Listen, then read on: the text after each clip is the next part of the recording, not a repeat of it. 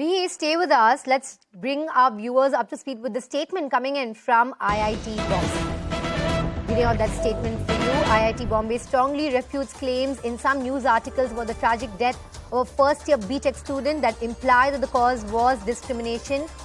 Say it mounted to institutional murder. It is wrong to make such accusations when the police are still investigating the case based on initial inputs from friends. There is no indication that the student faced any such discrimination.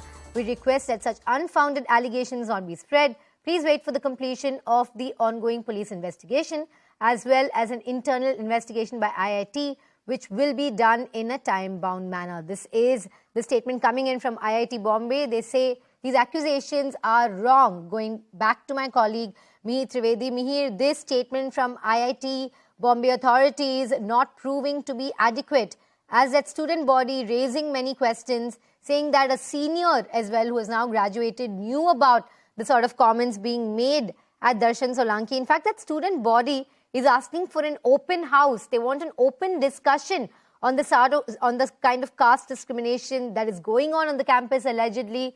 IIT Bombay is saying we have an SC/ST body here and that complaints are looked into in a systemic way, but demands persist. Absolutely, and also for the IIT Bombay, they also are very much careful and concerned about students' mental being. Remember, it is a high pressure kind of education, and they are constantly trying to understand and taking surveys as to whether students are facing any sort of discrimination, especially in this angle. And based on which, I believe they have, released a statement after this incident took place. However, the family is reiterating the same thing that the student body is saying at this point. They have been constantly maintaining that he did face discrimination, and that could be the reason behind either him taking such a drastic step, or there could be a foul play in this matter, and that needs to be investigated thoroughly. In fact, they've gone on to question the post-mortem and the manner in which it was done as well.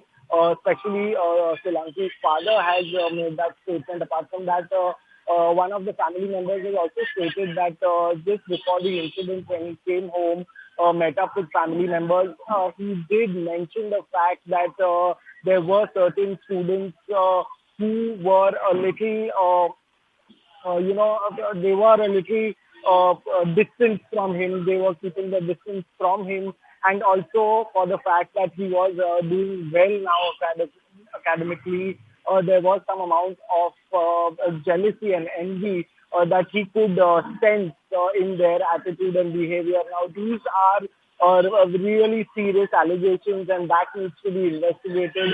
However, the Mumbai police, in its initial details that came out, really categorically said that the family didn't really raise any such alarms or questions while they were collecting the body, but now they are further investigating the case, including the IIT that has released a detailed statement where they are saying that they will inquire the matter further and find out whether there is any truth to that. At this point, it was important for them to release this statement based on the initial inquiry that they've done to really nullify and negate all the reportage that is happening around the fact that, this is also taking a political turn in many ways. Remember, we yes, Mir, as you're saying, it's taking a political turn as well. I want to invite Mr. Majid Neman on this broadcast of the TMC. Sir, now IIT Bombay is saying wait for our internal investigation to get over. Not the first time a premier institution of our country has been accused of caste discrimination leading to the death of a student. The death of the students and indeed is a very tragic event. For whatever cause he must have ended his life.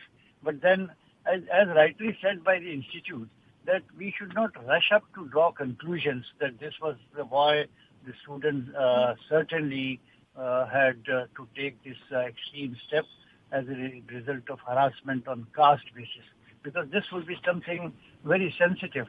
And I think if the investigators lay hand on some believable or reliable evidence that he had to take this extreme step only because he was harassed on caste, then certainly it turns to be graver. And I think the duty of the society, the duty of the administration, the duty of the police, duty of the government would be to make sure that such events don't occur in modern India. And even if enlightened students like IIT students, are driven to end their lives because of the harassment on the basis of caste, I think it's a shameful act. But let us wait till the investigators get to some authentic evidence. So far the evidence coming in is a family of Darshan Solanki says that he has complained to them. He's told them that there were some students who maintained distance from him. Some who said, you're studying here for free. There is also a student body that says caste discrimination continues on the campus. Do you believe that the kind of measures that are done for the outreach are enough? We do have reservation, and the reservation, even the backlog is being filled now. But are the measures in educational institutions enough? Because this is not the first time such an incident on allegation or such a caste discrimination-based suicide is coming in.